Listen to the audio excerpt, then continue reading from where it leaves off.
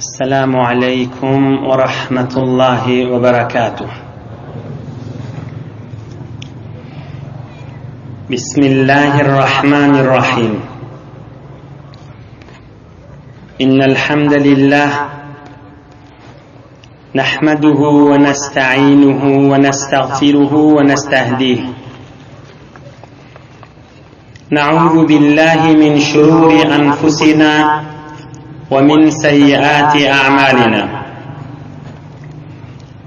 اللهم صل وسلم وبارك على عبدك إمام المتقين سيد المرسلين سندنا شفيعنا مولانا محمد النبي الأمي الأمين وعلى آله وأصحابه وأنصاره وأتباعه أجمعين. لا أسألكم عليه أجرا إن أجري إلا على رب العالمين. اللهم وفقني لبيان ما يحتاج الحاضرون إليه وما يصلح أحوالهم. إلهي أنت مقصودنا ورضاك مطلوبنا، فأعطنا كلنا محبتك ومعرفتك. Yaradan beyik Allah Tebarek ve Teala taat-ı ibadetlerinizi, hayır dualarınızı, ihsanatlarınızı lütfu keremi bilen kabul edip de hemmenizin dininiz, dünyanız, ahiretiniz abat olsun.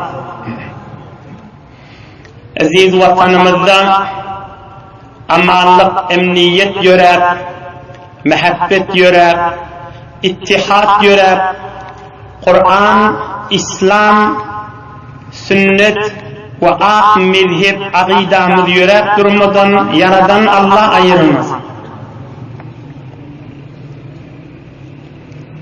Peygamberimiz aleyhissalatu vesselam'ın bir derman sözünü fermayiş ediyor.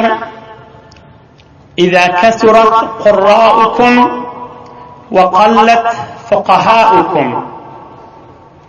Bir uzak mübarek hadisin Peygamberimizin sözünün bir guşesi, bir adacığı. Manası fitne, afet dinin alıp qaliyan zat köfelse her vaqt qariylığınız kam olsa din düşünýäniniz az bolsa dipdir. Men fakat ştaýygyny gysgaça aýdyp geçsek inşallah. Qariylığınız kam bolsa, din düşünýänligiňiz az bolsa dipdir. Şo zaman fitne afetde kan bolýar. Yani qarin kan bolýanligi fitne afetin öwüne geçip başarmaýar. Hak Resulullah aleyhisselam'ın derman sözü. O şey oturuşakta, şu mübarek celesede otuyan din ve dinin manası düşünülüyen yerdir. Ahlak, akida ve Allah ve Resulullah'ın isteyen vadi camiede, hanevadada ve ibadatta Allah köklüdüğünden dini düşünmeden çürüm, dinin manzı manası aydılsın deyip mübarek celesedir. Allah ve Resulullah'ın da isteyen vaadi şudur.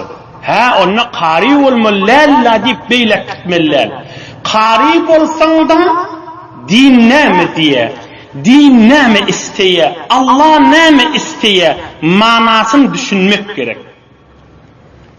Bir manasını düşünmen de gurrunu, şigice açıklanacak gurrun. O da ne gurrun?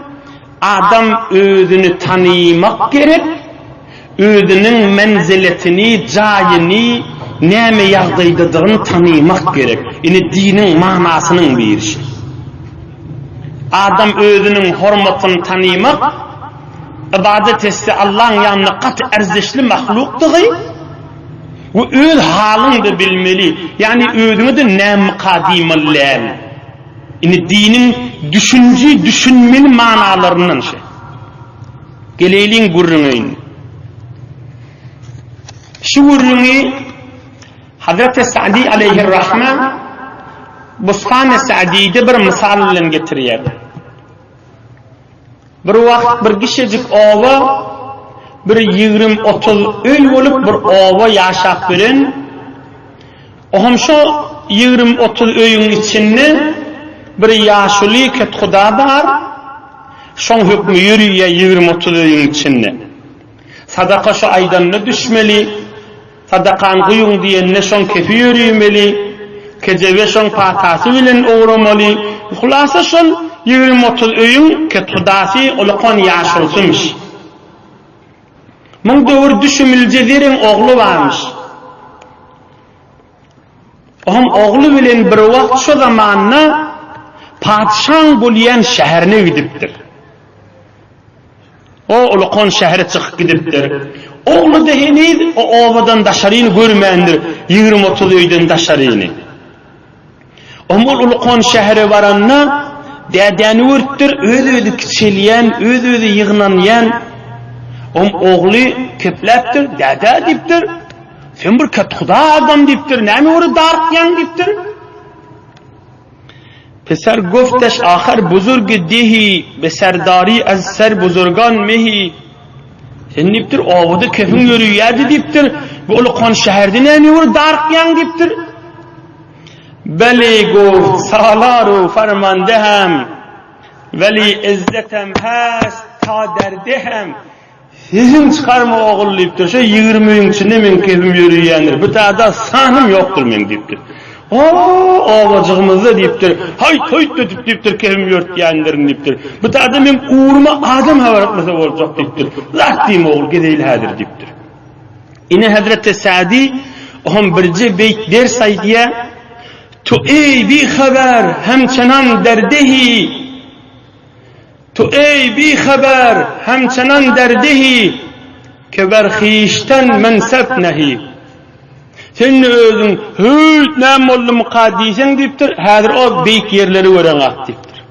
Büyük pirler, büyük evliyalar, büyük Allah'ın ışkınına bağın ediller, büyük makam mirde adamlar. Olar görmeyeni öz mescid öyün aracığına cak tesbih katlar. Özün bir yerin yüzünde ben yal sofi yoktur, pir yoktur, molla yoktur, nemi yoktur deyip onu gurrunu giyip görmüyor deyiptir. Hadir büyük yerlerdeki rahatları öğrenmek deyiptir. Adam özünü tanıyamadı, özünün menzileti, mekaneti, özünün nemi yağdaydadığını bilmek, kıysaca kep işte gelir özün tanan velidi de koyar. Geleyliğin Resulullah Aleyhissalatu Vesselam'ın 62. yaşının mübarek ömrünün ahırlarına hacdan gelip Medine-i Münevvere'ye caylaştı. Hac farzından gelip Medine-i Münevvere'ye caylaştı. Teberrükan okuyup bereyin sahih hadis Bukhari Müslim rivayet ediyor. Peygamberimiz aydiyor. Beyna ana naim utitu bi khazainil ardi فوضع في كفي سواران من ذهب فكبر علي فأوحي إلي أن انفخهما فنفختهما فذهبا فأولتهما كذابين اللذين أنا بينهما رواه البخاري ومسلم.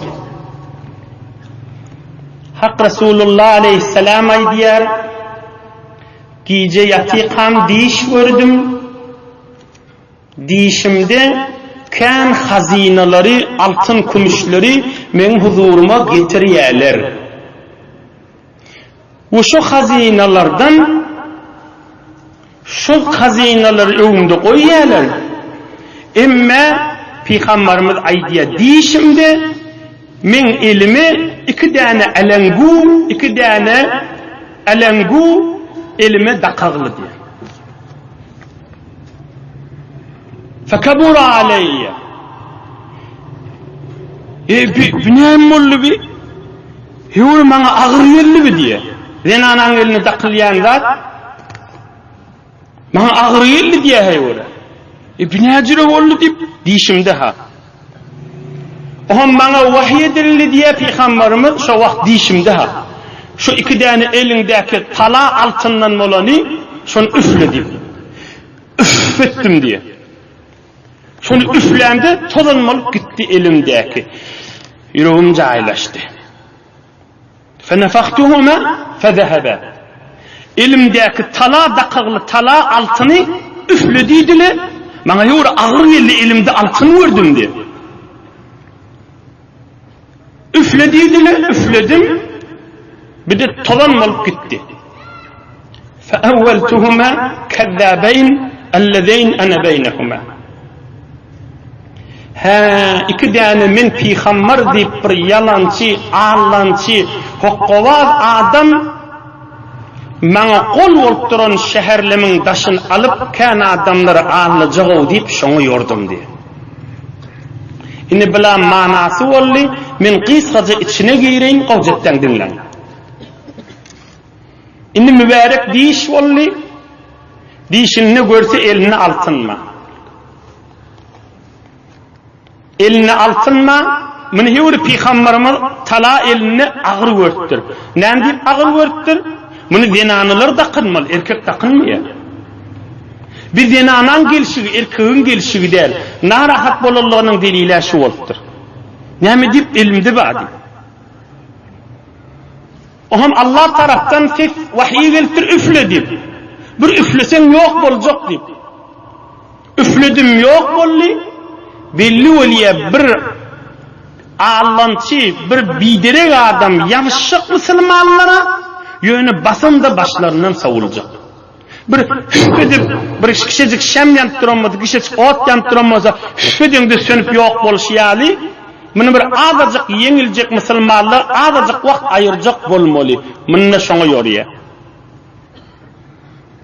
O iki tane elindeki talaları da Müslümanların Peygamberimizi kol yanak bolup duran, arka bolup duran Yemame ve San'a şehirleri, Yemamet bir şehir, Musaylemetul Kazzab şu ta'dan valiye, biri de Esvet diyen adam, o da San'a'dan adamlar ağlat taşınacağı deyip Peygamberimiz aleyhissalatu vesselam deyişi şunu yoruyor, buyurun galiye.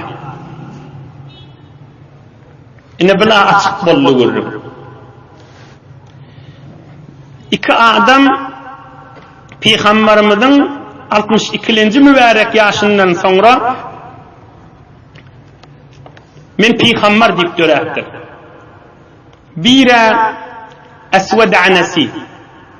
Men kıskaca gurrunu aydıp geçeyle. Çün asıl gurrunu Musaylemetul Kazzab o biri. İnnin bir Esved'de tarihte Zihimar divaytiyeli. Eşekli adam deydi. Belki öyle bir eşek ahmakmıştık bu adam. İnnehu laqiyahu himar fa'athara fasaqata liwajhihi faqala sajada li al-himar فارتد عن الإسلام وادعى النبوة وجهال اتبعوه وغلب على صنعاء مسلمان مرترها أذل مسلمان adammış bir bariyaka evinde bir sürfençek yerde eşek tayip yıkılıyor eşeğin kellesi min evine düşüyor yanka adamın oğlum eşek bana secde etti ha diye men ne peygamber oldum diye ne hem mi gururmuş eşek bana secde etti deyip dininden çıkıp özüne peygamber deyip bir 2 ayın içinde helak oluyor delil oluyor bedbaht oluyor geçik gidiyor yönü şu kefbilin ve cühhalin ittaba'uh bir tofar cahiller bir tofar santıklar özüne öyle adam tapıp adam uyuşurup San'a diyen şehri öyle adına getiriptirdi. Yani kan adam iyiliğini düşürüp bir şehri öyle arkası etiptirdi. Arapların bir mesele var cemaatla. Arapların bir mesele var o ne mi? Likulli saqit laqit. Likulli saqit laqit. Her bir kaçıp batan vardı tapyan adam da bağda. her bir qalan atsan dadi eye bolýanna bada. Bir de bir qalan atsanyň da bir aşgal hili, şunlarda eye bolup arka bolup hey edip sen ne ol peygamber ha sen ne ol peygamber dip bir şäheriň şu duruşyny arkasy etip goýupdyrlar da. Likulli saqit laqit. Her bir qalan atsan tapýan adam bada özüne bir adam tapýa diýdigi da. Bir de özüne bir adam tapyp ýygnap bir şäher şu duruşyny ýygyna tirkep adam setip goýupdyrda. Ey Mahtumul İşanyň aydan kefi derman ohum ýygyny alyp gideýli. Mahtumul İşan näme diýe?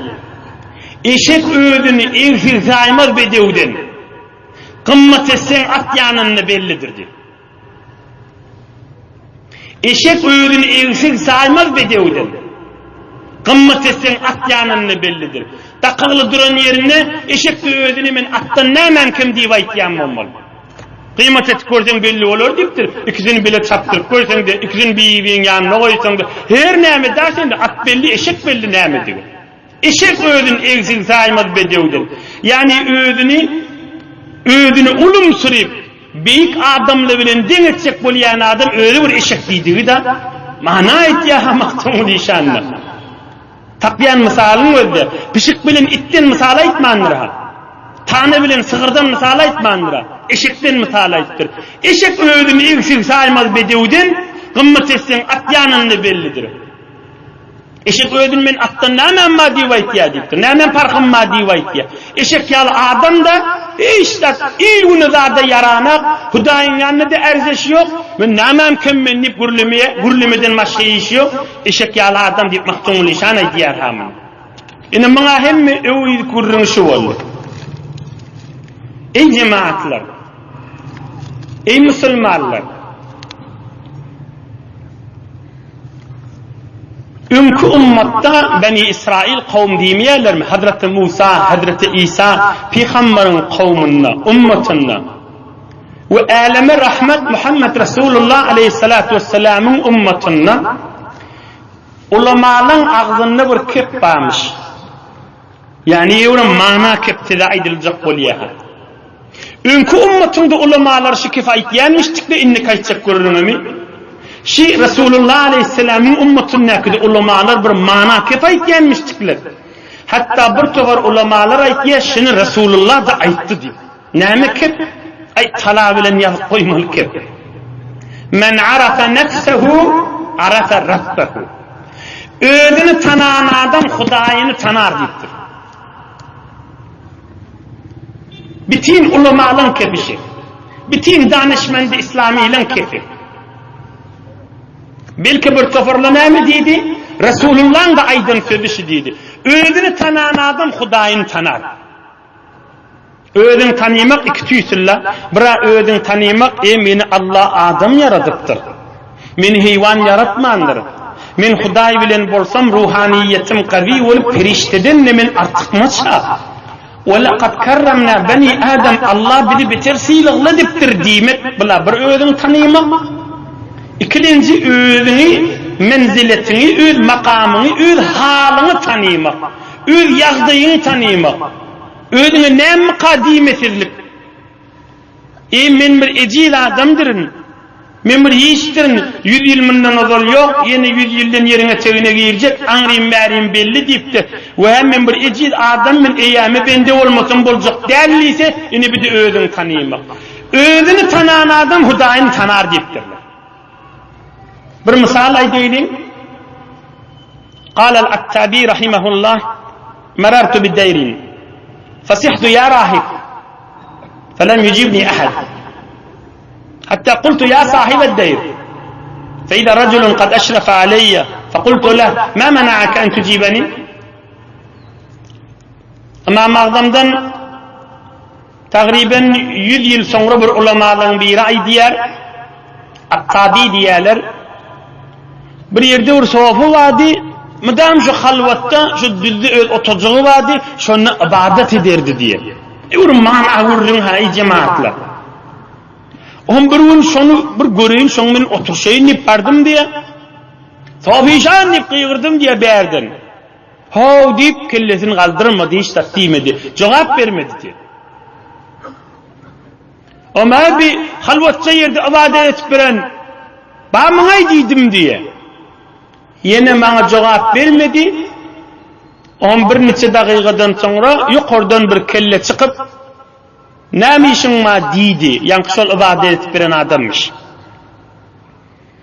Onda näme bana cevap vermedin de deydim diye berk adam. Ol adam özün tanan velidir, bir veli adammış ol. Manası etşeyen adamlardanmış.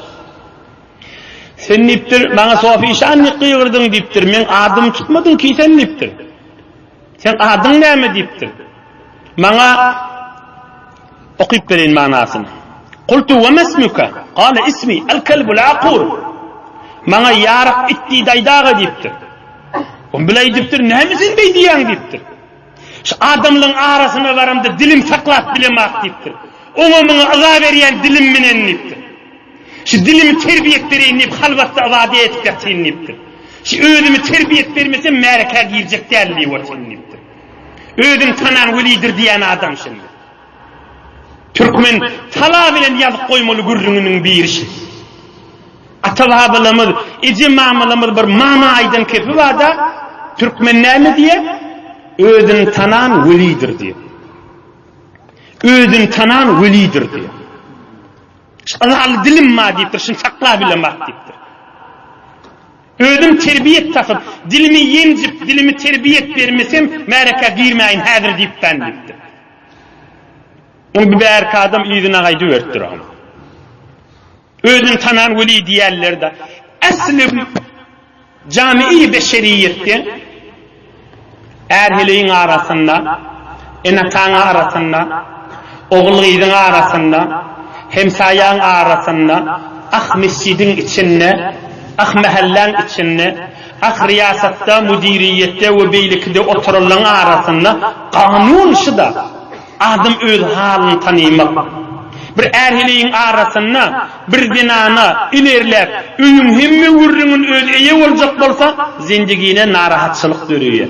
Bir dinana öz halini bilmeliler, men şu öyün dinanası öz haddini çeli dehalet etmeli yerlerde dehalet etmeliler.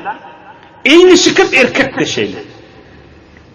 Eğer öz erlik halini bilip men şu öyün erkeğidir nipti bir neçe vazifesini özüne geçirse zinanıdığını bilip de men şu öyün zinanasıdır. Öyün erkeğe demen nipti. Bir neçe yağdaylarda özün raayet etse ya oğul gıyıl men öyün ulusa demen öyün körfü oğlu ya orta oğlu ya ulu oğlu ya arasındaki men özüm öz halim bilsem deyse hala derdi dünyadan geçenden sonra hala derdi baka.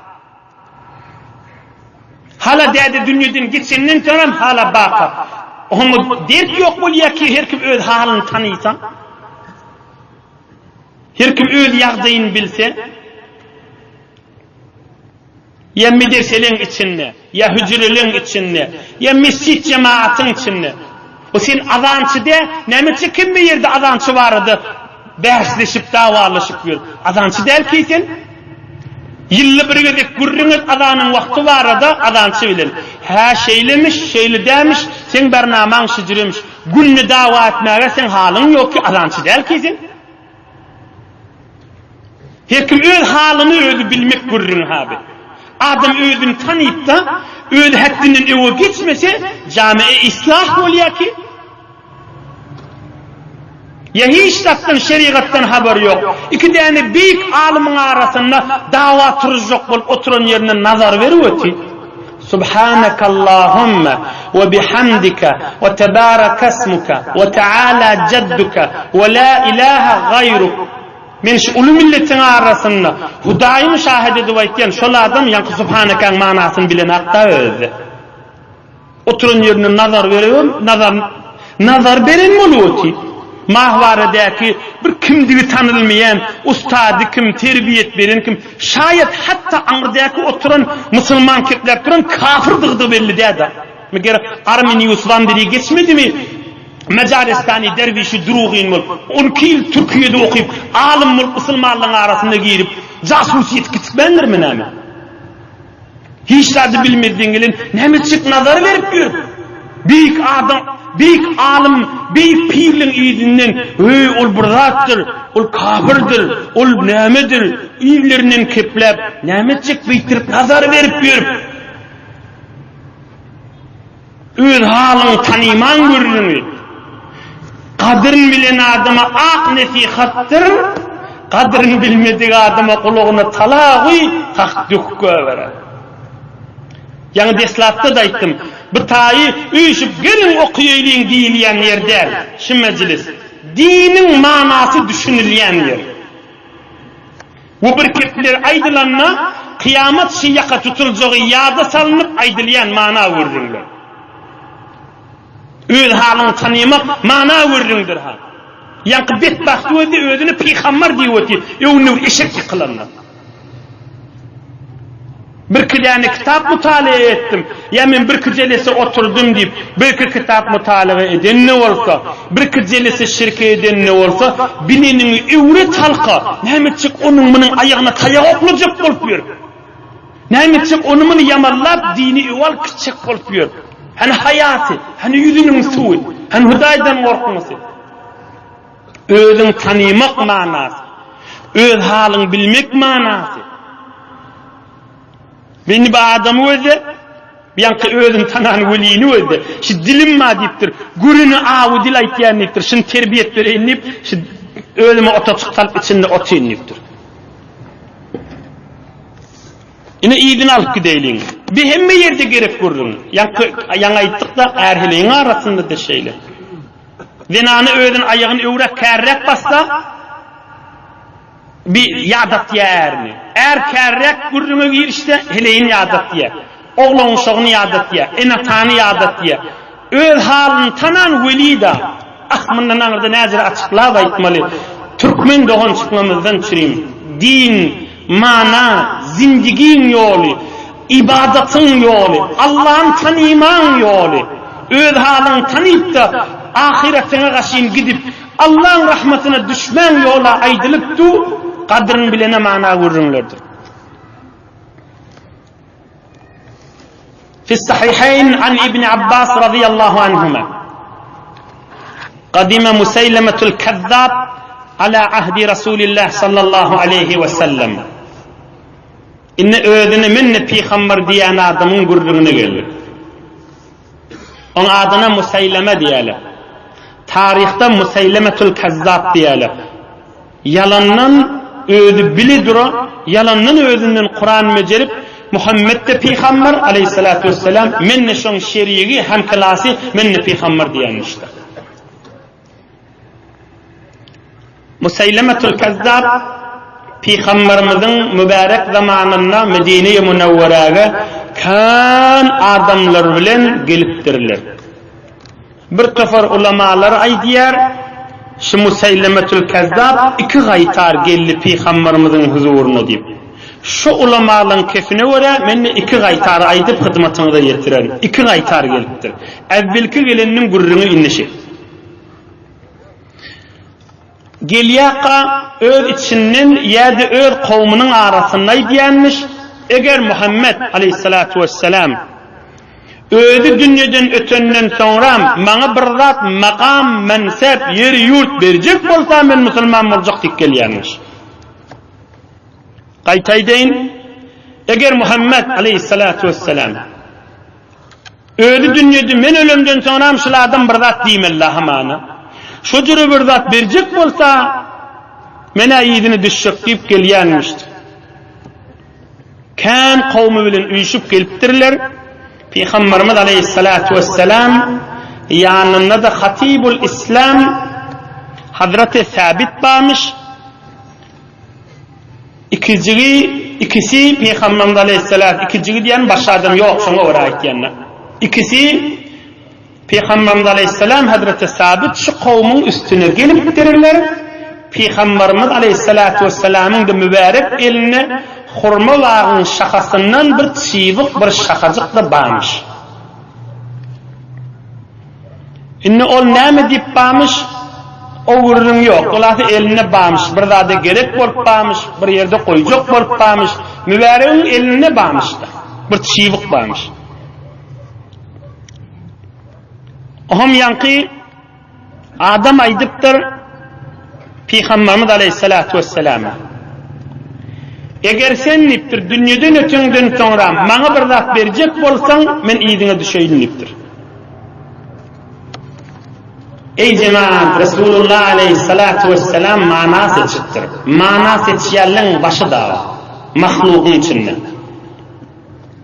Ey cemaat, Hazreti Resul-i Ekrem Muhammed Mustafa sallallahu aleyhi ve sellem mana seçittir. Mahlukun içinde mana seçiyalın başı da. Aydıptır. لو سألتني هذه القطعة ما أعطيتكها. Ey Musayleme deyiptir. Ey Musayleme, elimdeki çiğvığı dilesen de sana verip görmen, başka da azap görme deyiptir. Razın iyisi olmalardan derdirsin senin neydi gide. لو سألتني هذه القطعة ما أعطيتكها. Elimdeki çiğvığı da sana verip görmen, başka da azap görme deyiptir. Eger şu çiğvığı dilesen de sana berip görmerin, radın ehli derdirsin sen niptir. Çinçen safı dağı, iline düşmeli adam derdirsin sen neydi gıda. İline dağı bir zat dağı, tebillah berip olmaz, sen adam görüyen mi deydi gıda.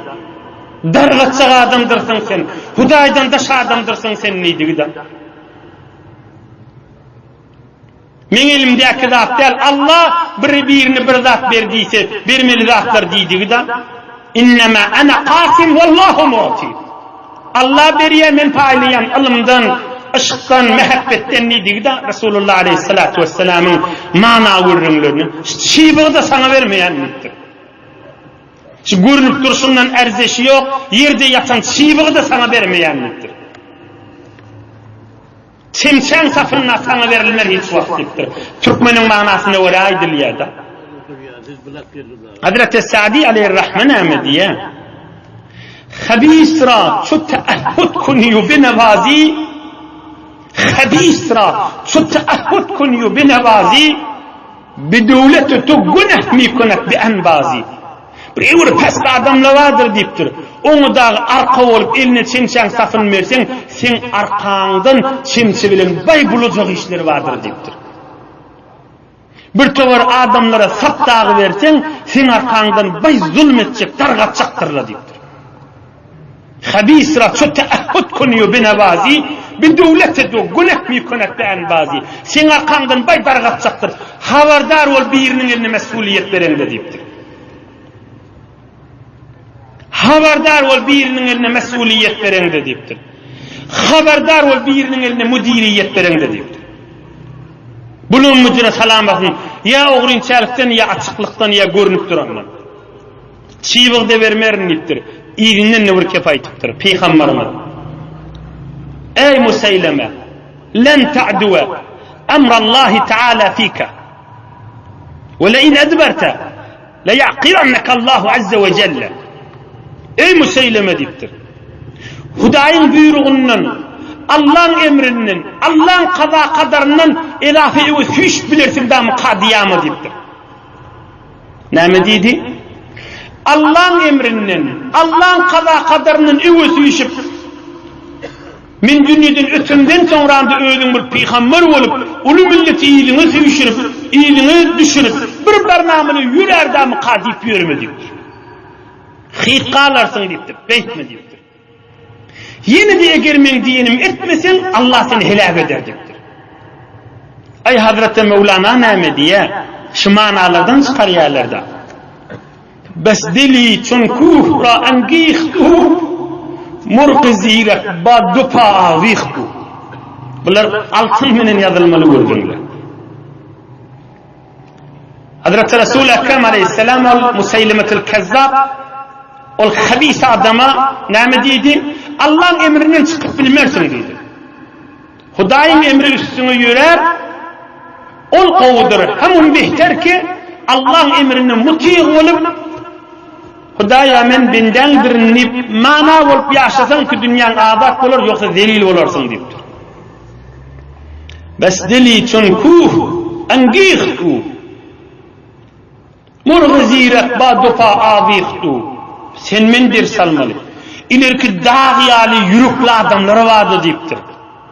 Yüreği dağyali hem katı hem yüreği ulukon özünü näme diyen adamlar geçti. Yunan'dan tut tek Çin'in arkasına var yençe. Danışmentten tut tek padişahlara var yençe. Dağların sarsıp düngdürdü Allah olan hemmelerini ittir. Namı nişan bağmış olurdu. Ellerinden bir zat geldi mi?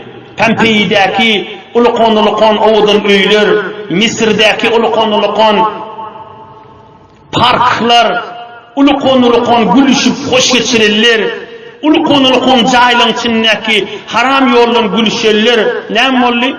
Bes dili için kufra, angiyiktu, dağyal yürekli adamları dündürüp erokladı Allah Teala. Murgizirek, badufa abiyiktu. Zirin kuşvalya ödümü alçıları tutturmarınıp, alçı onu tümü bilen sulşurya, on damağın sarıp iki ayağından ısırıp koyuya da, bay zirin adamlar var, bay gürleyedili, bay kipleyedili özlerinin zirinliklerine dayanıp, özlerinin ılmına dayanıp, kabrının içinde iki ayağı bilen sallanıp qarladı. Bes deli için kufra angiyiktu, murgizirek, badufa abiyiktu. Zirin tutulmayacak kuşları iki ayağından sallak koydu Allah Teala dedi. Bir danışmendin biri amanada misal Yunan'ın büyük danışmendinin biri öyle geliptir görse enesi dünyadan ötüptür. Görse enesi ölüp batı, enesi elak boluptur. Oğlum şunu görüp and içiptir men şey ilmimin doğru bilen, okun doğru bilen Yunan'ın hakimlerini üşürüp cami-i beşeriyetin ölüm diyen zada ayırarım men nittirdi. Enesinin ölülüğüne narahat bolup ödü dünyadan geçeni 3000 yıl geçip var yahu danışmendin. Ödü ölüp gideni 3000 yıl onun milyarda hain sarlar geçipti. Bay zirin kuşlar yanıp bolup iki ayağı bilen böyle kısırıklı yatıyorlar deyiptir. İnsan ödünün halini tanımak gerektir. İnsan özünün yağdığını bilmek gerektir. Öğret suyuşup gürlemeni edafi hali yoktur. Hemun bihter ki avadallığı da olsa, malı da olsa, okusu da olsa, ilmi da olsa, Allah'a çok şükür deyip özünün gereklerini istifade edip, camiiyetine hizmet edip, mehabbete, imana, emniyete, Kur'an sünneti sebep olup, mehabbet bilin evesi iştin. Ne ki özünü yitirsin. Peygamberimiz Aleyhisselam ona aydıptır. Allah'ın emrini ne ötü iş bilmersin. Tekebbürlenme deyiptir. Aham şuna ahirki aydan kefname Peygamberimizin şu didarda. Ve inni la araka ellezî uritu fihi ma ra'aytu. Hay deyiptir Peygamberimiz. Şu dişimde vurup hüffedip üfleyen altınım sen mulamasan olacak deyiptir. وإني لا أراك الذي وريت فيك ما رأيت هاي şu dişimde gören adamın biri sen mi kadiyen men deyiptir. Özüne peygamber deyip gurrun tapmasana bolacak deyiptir. Yine Museylemetil Kezzab'ın evvelki seride evvelki edekte peygamberimizin mübarek huzuruna gelip yine böyle izine gidip ikinci edek geleceği ve sonra da Hazreti Ebu Bekir Sıddık'ın zamanında şu ödünü Peygamber diyen Museylemetil Kezzab'ın helak olacağı ve almalı derslerini inşallah inniki hafta hizmetine de yetirir. Allah Teala yaşayışını bir iman, avrey, mehabbet, bereket, Hudayın rahmet nazarının dolu etsin inşallah. Bir elham kul huvallah okuyalım, ilmimiz, vatanımız, ölü diri hem Müslümanlara dua edelim, okuyalım. Hatmi Kur'an-ı Kerimler, hatmi tesbihler ve ötürlüğün ruhunu bahşetmeli marizlimiz ve müşküllerimiz ve hemmesine dua et, aşurdurdu pircanın da ruhuna dua et, pira ilahi amin. Ruhlar şart olsun canım, ilahi amin. İlahi amin. İlahi amin. İman yürüsün, Kur'an yürüsün, sünnet yürüsün, mehabbet yürüsün, bereket yürüsün, ağzı birlikler yürüsün, emniyet yürüsün. Amin ya Sultanal Alemin. Amin ya Erhamer Rahimin. Amin bi rahmetke ya erhamer rah. Barakallah. Yoldaşlarınızın da elinden tutavur.